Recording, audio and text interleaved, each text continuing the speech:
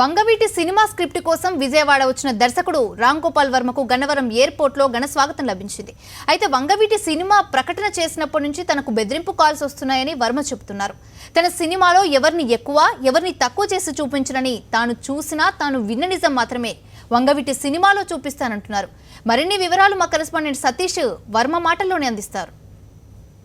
30 ఏళ్ల కిందటి నెత్తుటి మరక వంగవీటి హత్య కేసును మళ్ళీ తెరకెక్కించడానికి రామ్ గోపాల్ వర్మ సిద్ధమవుతున్నారు. 30 ఏళ్ల కిందటి చరిత్రను 3 నెలల్లో మళ్ళీ తెరకెక్కిస్తామని చెప్తున్నారు. మనతో పాటు రామ్ గోపాల్ వర్మ ఉన్నారు. సార్, మీరు వచ్చి రాగానే గత 2 రోజుల నుండి మీ ట్రయల్ రిలీజ్ అయినటువంటి ఇవాళ వరకు కూడా విజయవాడలో మళ్ళీ పొలిటికల్ హీట్ జనరేట్ చేసేటట్టున్నారు. ఈ సినిమా ద్వారా ప్రశాంతంగా ఉంటుందా ఇక్కడ విజయవాడ జీవితం అంతా? ఏమైనా కాంట్రవర్సీ క్రియేట్ అవుతుందా? మీరేం చెప్తారు? ఇప్పుడు నేను కాంట్రవర్సీ చేయడం నా ఉద్దేశం కాదండి. నేను కేవలం వంగవీటి సినిమా ఎందుకు తీస్తున్నాను, నా ఉద్దేశం ఏంటనేది చాలా క్లియర్గా నేను నా వాయిస్లో కానీ ఇంటర్వ్యూలో కానీ నా ప్రెస్ నోట్ల ద్వారా చెప్పడం జరిగింది. ఇది కేవలం ఏదో దీంట్లో కాంట్రవర్సీ ఎలిమెంట్ ఒకరిని తక్కువ చూపెడతాను ఎక్కువ చూపెడతాను అపోహలతోటి ఒక రూమర్స్ తోటి ఈ కాంట్రవర్సీ అన్నెసరీగా క్రియేట్ అవుతుంది అనేది నా ఒపీనియన్. సరే, ఇవాళ మీరు ఎయిర్పోర్ట్కి రాగానే వంగవీటి అభిమానులు మీకు స్వాగతం పలికారు. అంటే సినిమా బయాస్గా ఉండబోతుందా? అది నాకు ఇప్పుడు నాకు ఒకే పని నుంచి రత్న కుమార్ గారిని కలవాలంటే ఆవిడ ఒప్పుకోవట్లేదు.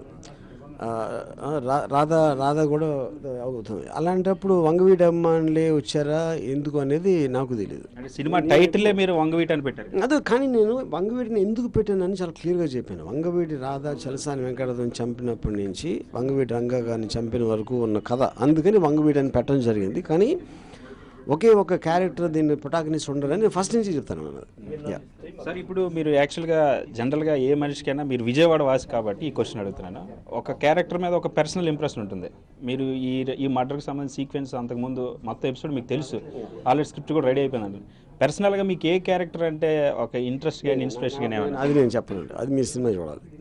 అంటే మీకు వ్యక్తిగత నేను స్టోరీ గురించి నేను వ్యక్తిగతంగా నేను ఏం ఫీల్ అయినా అదే వస్తుంది సినిమాలో కూడా 100%.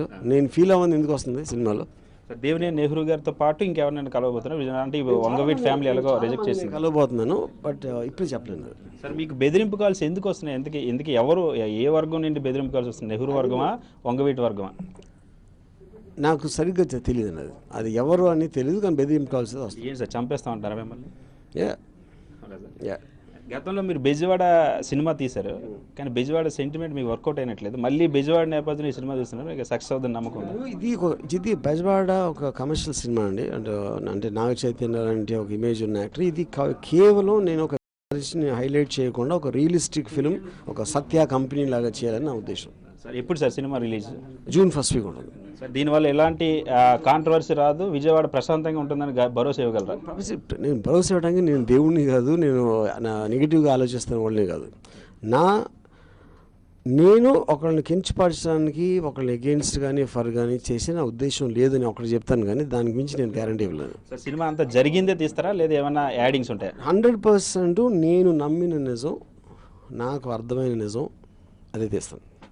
ఇది చాలా స్పష్టంగా జూన్ 1న సినిమా రిలీజ్ కాబోతుంది. ఖచ్చితంగా విజయవాడ ప్రశాంత వాతావరణాన్ని చెడగొట్టేలా ఈ సినిమా ఉంటుందని నేనైతే చెప్పను. అలానే దానివల్ల ఇబ్బందులు రావని కూడా చెప్పడానికి నేను దేవుడిని కాదని వర్మ చెప్తున్నారు. ఎట్టి పరిస్థితుల్లో కూడా నేను నమ్మిన నిజాన్ని వంగవీటి సినిమా ద్వారా తీయబోతున్నానని చెప్పేసి రామ్ గోపాల్ వర్మ చెప్తున్నారు.